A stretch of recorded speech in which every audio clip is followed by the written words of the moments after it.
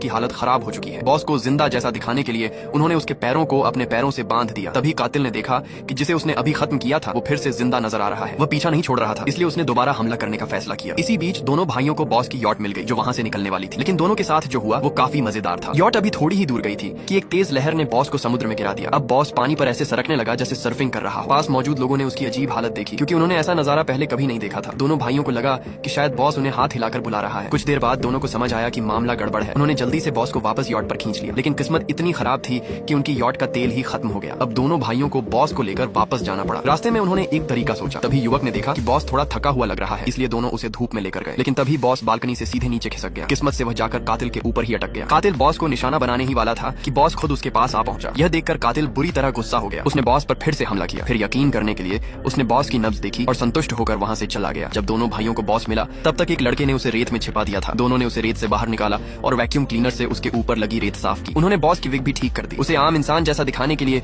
युवक ने उसके लिए ड्रिंक मंगवाई और उसे एक खास अंदाज में बैठा दिया ताकि अगर कोई जान पहचान वाला मिले तो वह भी सामान्य तरीके से उससे बात कर सके। रात को विला में लोगों की बड़ी भीड़ जमा हो गई। पता चला कि ये वही पार्टी थी जिसे बॉस ने पहले से रखा था। लोग आकर बॉस से बातें करने लगे। बॉस बिल्कुल चुप था, लेकिन किसी ने इस पर ध्यान नहीं दिया। कुछ लोगों ने मजाक में कहा कि बॉस की तबीयत तो ठीक नहीं लग रही, फिर भी वह काफी मजबूत है। किसी ने तो मजाक में उसे एक ड्रम तक गिफ्ट कर दिया। ये सब देखकर दोनों भाई पूरी तरह हैरान थे, लेकिन किसी को असली बात पता नहीं चली। दोनों भाइयों ने भी काफी ज्यादा पी ली और आखिर में बॉस को चुपचाप बेडरूम में छिपा दिया। अचानक दोनों के हाथ फिसल गए और बॉस बालकनी से नीचे जा गिरा। गनीमत थी कि वहाँ मौजूद सभी लोग पार्टी में मस्त थे। किसी की नजर इस पर नहीं पड़ी। दोनों भाइयों ने भी ज्यादा ध्यान नहीं दिया और सोचा कि बॉस को थोड़ी देर ऐसे ही रहने देते हैं। फिर एक भाई लड़की से बात करने चला गया, लेकिन किसी की नजर न पड़ने पर समुद्र की लहरें बॉस को बार बार इधर उधर धकेल रही थीं। तभी एक लड़का अपनी गर्लफ्रेंड के साथ समुद्र किनारे घूमने आया। वह बॉस को देखकर उसकी मदद करने ही वाला था कि अचानक बॉस लहरों के साथ उसकी तरफ आ गया। युवक ने तुरंत लड़की को पीछे किया और अपने भाई को फोन करके बुलाया। दोनों ने बॉस को वापस लाकर बेडरूम में रख दिया। तभी बॉस की प्रेमिका वहाँ आ गई। दोनों भाइयों ने कहा कि बॉस ने ज्यादा ड्रिंक कर ली है और अभी सो रहा है, लेकिन वह लड़की इस बात से संतुष्ट नहीं हुई और बॉस को चेक करने लगी। करीब 1 घंटे बाद उसे यकीन हुआ और वह वहाँ से चली गई। अगले दिन यॉट से जाने वाला कातिल अचानक अपने टारगेट को फिर से जिंदा देखकर हैरान रह गया। उसने सोचा ये आदमी आखिर है क्या, लेकिन अपनी इज्जत बचाने के लिए उसने वापस जाकर सब कुछ देखने का फैसला किया। जब वह उस विला में पहुंचा तो उसने बॉस को सीढ़ियों पर बैठे अपनी तरफ मुस्कुराते हुए देखा। यह देखकर कातिल का गुस्सा 7वें आसमान पर पहुंच गया। उसने तुरंत उस पर गोलियां चला दी